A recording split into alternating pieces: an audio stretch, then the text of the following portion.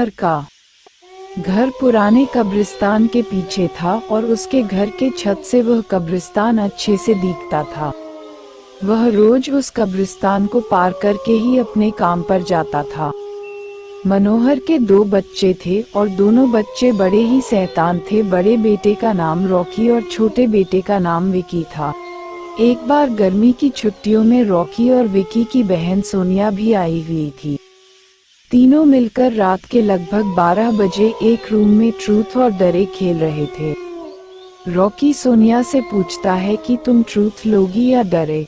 सोनिया डरे लेती है और पूछी है कि तुम लोग कुछ खतरनाक करने के लिए तो नहीं कहोगे ना। रॉकी, ये हुई ना बात, तो जाओ अब छत पर से घूम करके आओ और छत पर रखे गमले में से फूल तोड़कर लाना होगा, तभी हमें पता चलेगा कि तुम छत पर से आई हो। सोनिया, छत पर से तो कब्रिस्तान दिखता है। नहीं, मैं नहीं जाऊंगी।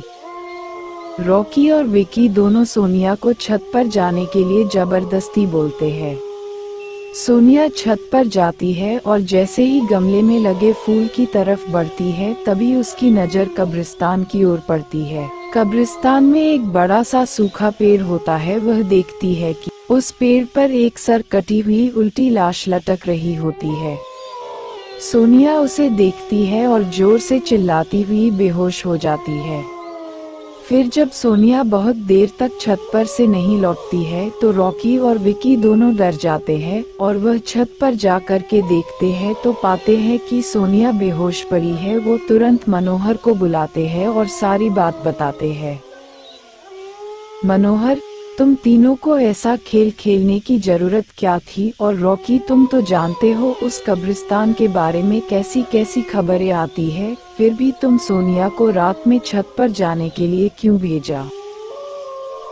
रॉकी, सॉरी डैड, मुझसे गलती हो गई, हम आगे से ऐसा नहीं करेंगे।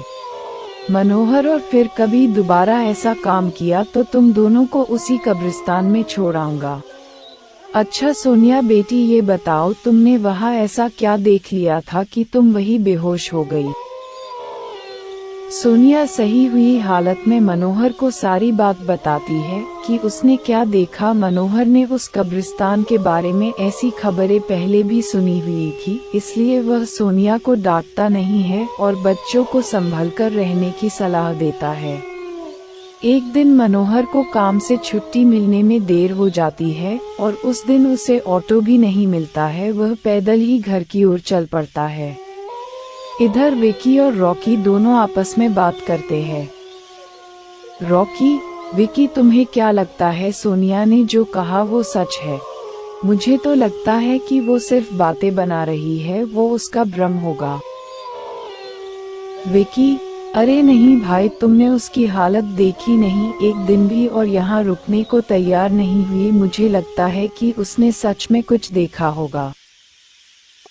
रॉकी, चलो हम कब्रिस्तान में जाकर खुद ही देख लेते हैं। विकी, अरे भाई, तुम पागल तो नहीं हो गए हो? मुझे अपनी बहुत प्यारी है, मैं कहीं नहीं जाऊंगा और तुम भी मत जाओ।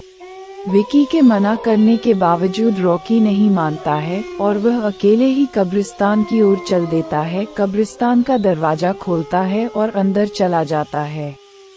वह उस पेड़ की ओर भी देखता है जिस पर सोनिया को सर कटी हुई उल्टी लाश दिखी थी। रॉकी खड़े होकर उस पेड़ की ओर देखता है, तभी एक अदृश्य हाथ उसके पैरों को पकड़ लेता है। रॉकी डर जाता है और जोरों से चिल्लाने लगता है, बचाओ बचाओ, छोड़ दो मुझे, मुझसे गलती हो गई, मैं फिर कभी यहाँ दोबारा नहीं आऊंगा। दूसरे कोने पर एक कब्र होती है जो कि खुली हुई होती है, उसके ऊपर खून लगा हुआ होता है। वह अदृश्य हाथ रॉकी को खींचकर लाते हैं और उस कब्र में धकेलने की कोशिश करने लगते हैं। रॉकी चिल्लाता है, छोड़ दो, मुझसे गलती हो गई, मैं फिर यहाँ कभी नहीं आऊंगा, मुझे मत मारो, मुझे जाने दो। मनोहर काम से पैदल घर पहुंचने वाला ही होता है। जैसे ही वह कब्रिस्तान से गुजरता है उसे रॉकी की आवाज सुनाई देती है। मनोहर, ये क्या? ये तो रॉकी की आवाज लगती है, ये तो कब्रिस्तान से आ रही है, मुझे जा करके देखना चाहिए। मनोहर कब्रिस्तान में चारों ओर देखता है लेकिन रॉकी कहीं नहीं दिखाई देता है। वह घर लौटकर आ जाता है और विकी से पूछता है कि रॉकी कहाँ है। विकी, पापा मेरे बार बार मना करने के बावजूद भी रॉकी कब्रिस्तान में चला गया। वो जानना चाहता था कि सोनिया जो कह रही थी वो सच है या नहीं।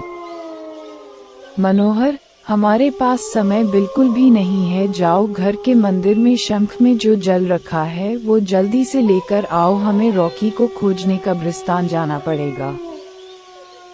विकी वो जल लेकर आता है। मनोहर और विकी कब्रिस्तान में जाते हैं। मनोहर जल छिड़कता है, फिर उसे किसी के घसीटने का निशान दिखाई देता है। वह समझ जाता है और फिर उस निशान का पीछा करते हुए उस कब्र तक पहुंच जाता है। मनोहर कब्र के आसपास वो जल छिड़कता है। कब्र से अजीब अजीब सी आवाजें आती है। विकी बहुत डर जाता है। मनोहर, मुझे लगता है कि श्रापित प्रेत आत्माओं ने रॉकी को इस कब्र के अंदर कैद कर लिया है, हमें जल्द ही इसे निकलना होगा। तुम ये पवित्र जल आसपास छिड़कते रहो, इससे हमें वो प्रेत आत्माएं कोई नुकसान नहीं पहुंचा पाएंगी। मैं कब्र को खोलने की कोशिश करता हूँ। मनोहर उस कब्र को खोलने की बहुत कोशिश करता है। अंत में वह कब्र खुल जाती है। उसके अंदर रॉकी लथपथ बेहोश पड़ा होता है। मनोहर रॉकी को लेकर हॉस्पिटल जाता है। उसकी हालत बहुत गंभीर होती है। उस दिन के बाद मनोहर उस घर को छोड़कर शहर से दूर एक दूसरे घर में अपने पूरे परिवार के साथ रहने चला जाता है।